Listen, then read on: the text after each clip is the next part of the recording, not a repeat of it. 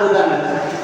ಮಾಯೆಯಿಂದ ಜನಿಸಿ ಮಾಯೆಗೆ ಮೋಹಿತನಾಗಿ ಮಾಯೆಯ ಉತ್ಪತ್ತಿಗೆ ಬೀಜವಾಗುವ ಮಾಯಾಲೋಕವೆಂಬ ಮಾನವ ಬಾಹ್ಯ ಲೋಕದಲ್ಲಿ ಹೆಣ್ಣು ಹೊನ್ನು ಮಣ್ಣುಗಳೆಂಬ ತ್ರಿವಿಧ ರೂಪದ ಮಾಯೆಯಲ್ಲಿ ಬಂದನು.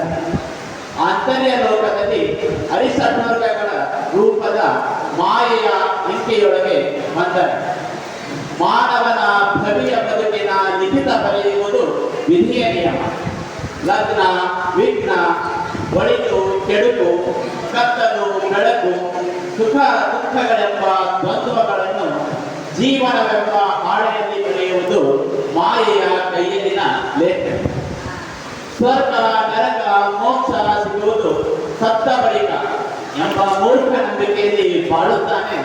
ಇಹಲೋಕದ ಬದುಕೆಲ್ಲವನ್ನು ಪರಲೋಕದ ಸಿದ್ಧತೆಗಾಗಿ ಕೊಟ್ಟ ಕುದುರೆಯನ್ನು ಏರದೆ ಮತ್ತೊಂದು ಕುದುರೆ ಬಯಸಿ ಹೊರಡುತ್ತಾನೆ. ಕಂಡುದ ಹಿಡಿಯರಲ್ಲದೆ ಕಾಣದುದ ನಡೆಸಿ ತೆರಳುತ್ತಾನೆ. ಭ್ರಾಂತ ಹುಸಿಯನ್ನೇ ನಿಜವೆಂದುಕೊಂಡು ಆತ್ಮವಂಚನೆ ಎಂಬ ಆತ್ಮಹತ್ಯೆ ಮಾಡಿಕೊಂಡು ಸುದ್ದಿ ಅರೆದು ಕೊನೆಗೊಂದು ದಿನ ತನ್ನ ಮೂಳೆಗಳನ್ನು ಧರೆಗೆ ಅರ್ಪಿಸಿ ಮರೆಯಾಗುತ್ತಾನೆ ಮನುಷ್ಯ. ತಿರುಗಿ ಕೊನೆಗೆ ತನ್ನ ಶಕ್ತಿಯನ್ನ ಕಳೆದುಕೊಂಡು ಸೋತು ಬೀಳುವ ಬುಗುರಿಯಂತೆ.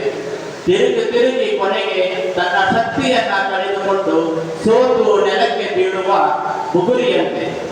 ಬದುಕೆಂಬ ಬುಗುರಿಯ ವೇಗ ತಿರುಗುವ ಕಾಲ ತೀರ್ಮಾನಿಸುವುದು ಪ್ರಕೃತಿ.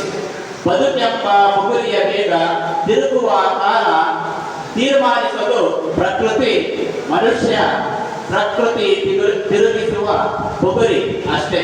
ಮನುಷ್ಯ ಪ್ರಕೃತಿ ತಿರುಗಿಸುವ ಬುಗುರಿ ಅಷ್ಟೇ. ಧನ್ಯವಾದ.